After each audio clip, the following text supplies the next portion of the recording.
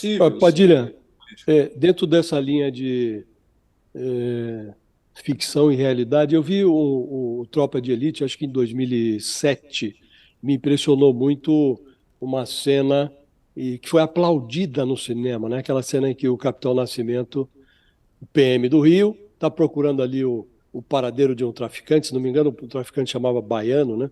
E aí a cena inclui o espancamento de um jovem e o Capitão Nascimento manda que o cara seja torturado e tal, asfixiado ali com um saco plástico, e aquela cena é aplaudida no cinema. 11 anos depois, o Bolsonaro e o Mourão prevaleceram numa campanha presidencial em que eles dois aplaudiam o torturador, o Ustra, né? Se elegeram no Brasil. Depois o Tropa de Elite 2 já tinha ali traços de enveredava ali pelo universo das milícias, né? E hoje nós estamos aqui lidando com uma investigação e, com 5 anos de atraso, a Polícia Federal entra na investigação do caso Marielle para tentar identificar os mandantes do crime. E o ministro da Justiça, o Flávio Dino, diz estar convencido, pelo andar das investigações, que há as digitais da milícia na orquestração do crime. Né? O que eu queria lhe perguntar é: você às vezes não tem a sensação de que está produzindo documentários?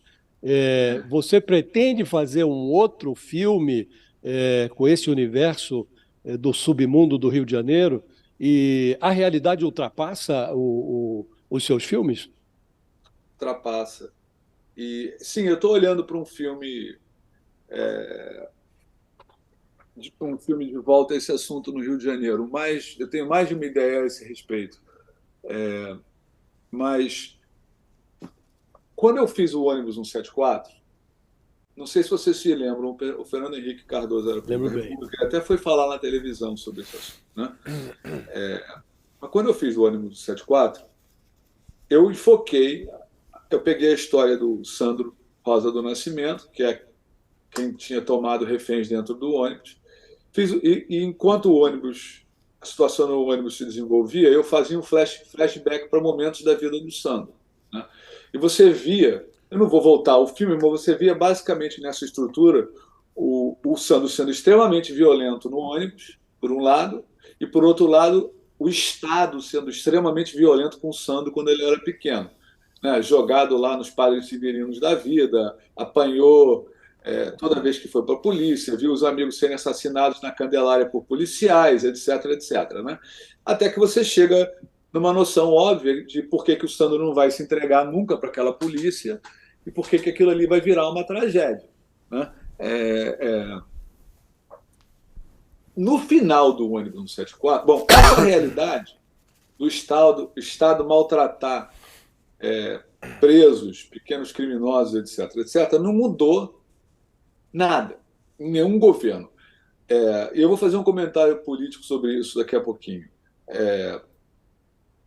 No final do ônibus 174, tem uma multidão, porque aquilo ali é no Jardim Botânico, perto da Rede Globo, tem câmera, a polícia não faz cerco direito, então passa pipoqueiro, gente de bicicleta, tá tudo lá no filme, né, colado no ônibus, uma celeuma, né?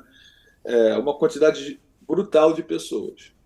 E tem uma hora que o Sandro sai do ônibus, né, e atira na Geisa. O André Batista, o herói daquele dia, agarra a arma, etc, etc, do Sandro. E o que você vê a multidão fazer? Na minha cabeça, se eu estou perto de um sequestro e começo a escutar tiro, eu vou correr para longe, certo? Não, a multidão correu para cima do Sandro para linchar ele. É claro no vídeo. Claro no vídeo. Então, por que a multidão correu para cima do Sandro para linchar ele, colocando a própria vida em perigo? Por que a multidão fez isso? Que multidão é essa? Essa é a multidão que aplaude a cena de tortura no Tropa de Elite. Essa é uma parte da multidão que vota no Bolsonaro. E por que acontece isso? Porque nenhum político brasileiro, nenhum, teve a coragem de mexer na segurança pública. Então, o que você tem no Brasil? Você tem uma sociedade civil que é achacada pela polícia, maltratada pela polícia, sobretudo em áreas que não são de classe A,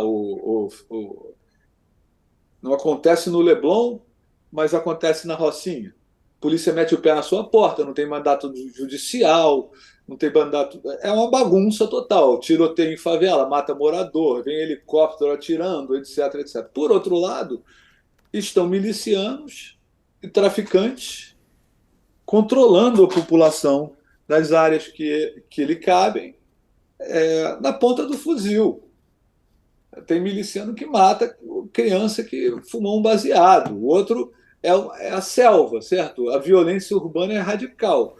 Então, isso cria uma massa de pessoas na população brasileira que quer que o bandido seja linchado. E não aguenta mais. Eu não aguento mais isso. Eu não tenho.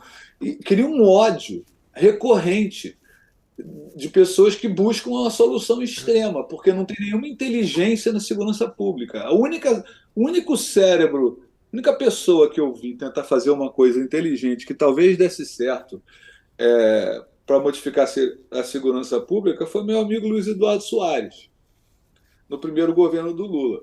Mas o primeiro governo do Lula não gostou do Luiz Eduardo Soares fazendo as mudanças que ele queria. Esse problema da segurança pública tem. Às vezes as pessoas falam: o Tropa de Elite elegeu o Bolsonaro. Não, o Tropa de Elite foi no mandato do Lula. O Lula veio, tirou uma foto com o Urso de Ouro comigo. Depois disso, teve outro Lula e duas Dilmas. Eu não elegi o Bolsonaro, não. O que elege o Bolsonaro? O que elege o Bolsonaro é o que faz as pessoas verem o Tropa de Elite.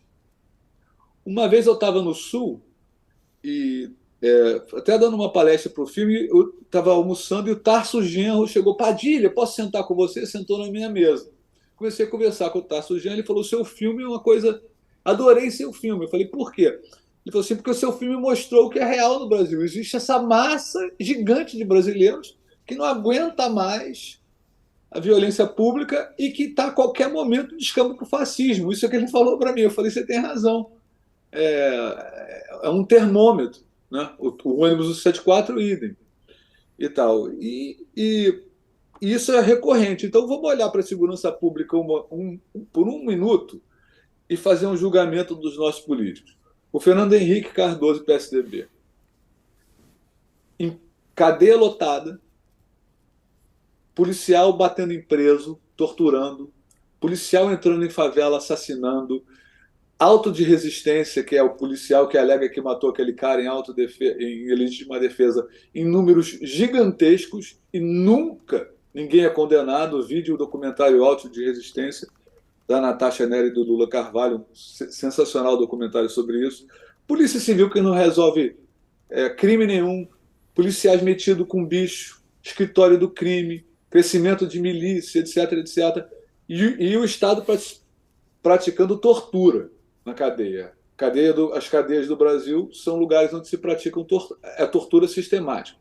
Isso foi 2 mandatos do PSDB, 4 mandatos do PT, um mandato, obviamente, do Bolsonaro não mudou nada, e eu vi zero de conversa a respeito disso nesse mandato atual do Lula. O Brasil é um país, é um estado que pratica tortura sistemática e ninguém se incomoda com isso. Nem o pessoal da esquerda, nem o pessoal zero, como se não existisse esse problema. Acontece que esse problema influencia a política de maneira radical. E é um problema que faz uma boa parte da população brasileira tender a soluções fascistas. Quando é que alguém vai atacar o problema da segurança pública no Brasil? E por que ninguém ataca? Eu perguntei isso para o Luiz Eduardo Soares, que é amigo meu. Vem cá, por que o PT não fez isso? Você tinha um plano de segurança pública super racional, de mudança da polícia e tal. É porque o político tem medo de se mexer e começar a dar errado, e começar a dar problema. Ele está liquidado na próxima eleição. Mas ele está liquidado se não mexer. Quer dizer, o país está liquidado se não mexer. Assim, esses são os 2 polos que eu vejo de problemas seríssimos do Brasil. O primeiro é a monetização das relações de poder como a lógica que estrutura a política. E o segundo é a segurança pública, que não tem solução nenhuma. Nunca ninguém nem propõe solução.